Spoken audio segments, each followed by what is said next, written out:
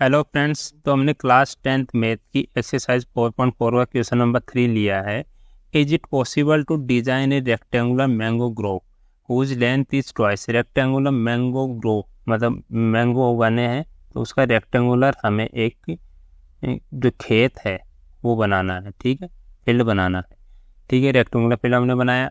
Whose length is twice its breadth. Breadth से twice है, तो हम मान लेंगे, सॉल्यूशन करेंगे इसका। और क्या दिया हुआ, and the area is 800 metre square. Area दिया हुआ, if so find its length and breadth. ये पूछा है कि पहले तो पॉसिबल है क्या ऐसा रेक्टेंगुलर मैंगो ग्रो बनाने का जिसमें ये कंडीशन फुलफिल हो, जिसमें क्या दी है, length is twice its breadth, breadth से लेंथ ट्वाइस हो, एंड एरिया 800 मीटर स्क्वायर हो। ऐसा पॉसिबल है क्या, वो हम चेक करेंगे। अगर ऐसा है तो length and breadth find out करनी है। ठीक है, तो हमने मान लिया कि ये जो रेक्टेंगुलर मैंगो ग्रो है, यहाँ लिख दिया मैंगो ग्रो, ये हमने रेक्टेंगुलर माना।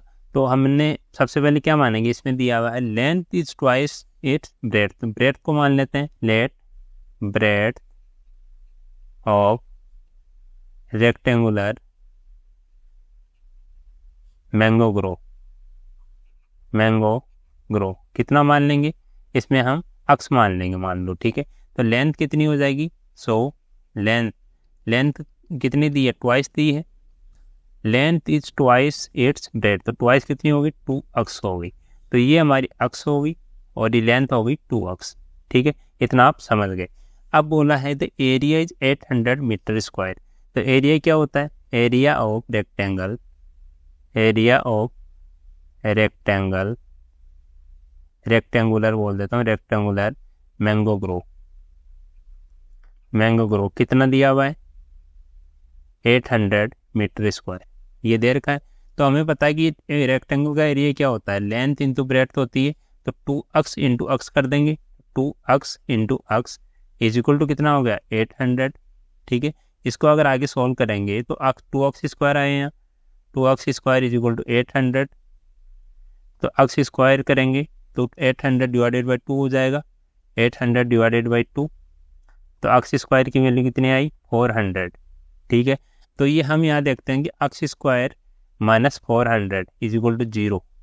ये एक क्वाड्रेटिक इक्वेशन बन गई। This is a quadratic equation. ठीक है, क्वाड्रेटिक इक्वेशन बन गई। तो इसके लिए हम क्या करेंगे, पहले हमें चेक करना है कि इस इक्वेशन जो ये कंडीशन दी हुई है, इससे हम मैंगो जो रेक्टेंगुलर मैंगो ग्रो है वो डिजाइन कर सकते हैं या नहीं कर सकते। मीन्स इसके जो रूट होंगे, x square minus 400 is equal to 0, ये रियल रूट होंगे या रियल रूट नहीं होंगे। अगर रियल रूट होंगे तो हम डिजाइन कर सकते हैं, अगर रियल रूट नहीं मिल रहे तो हम डिजाइन नहीं कर सकते। तो इसके लिए हम क्या करेंगे, ये दिस इक्वेशन इज ऐसे लिखेंगे, इसको कंपेयर करेंगे। This equation is of the form of the form, कौन सी स्टैंडर्ड फॉर्म जो होता है, form of a x square plus b x plus c is equal to 0। तो ए की वैल्यू कितनी आ गई, एक्स स्क्वायर का ऑप्शन है कितना, 1 है।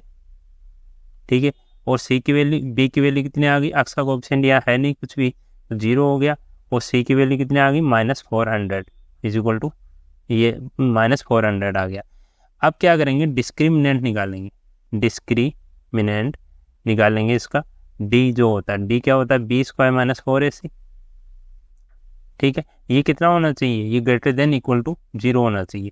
तो डी निकालेंगे, यहाँ डी कितना होता है, बी स्क्वायर माइनस 4ac। तो बी की वैल्यू कितनी होगी, 0 हो गई, माइनस 4ac, 4 इंटू ए की वैल्यू 1 है और सी की वैल्यू माइनस 400 है।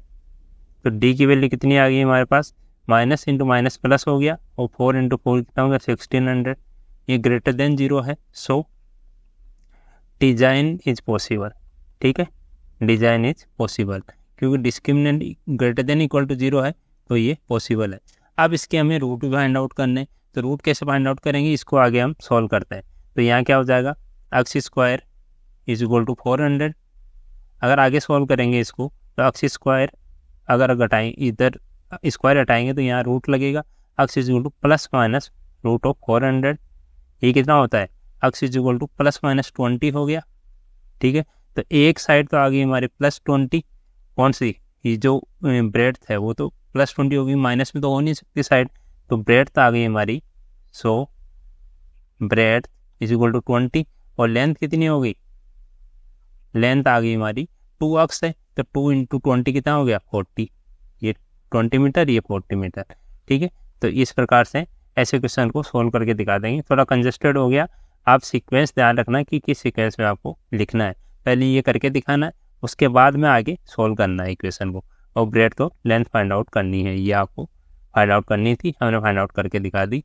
ठीक है, तो ऐसे सोल्व कर लेंगे। Thank you.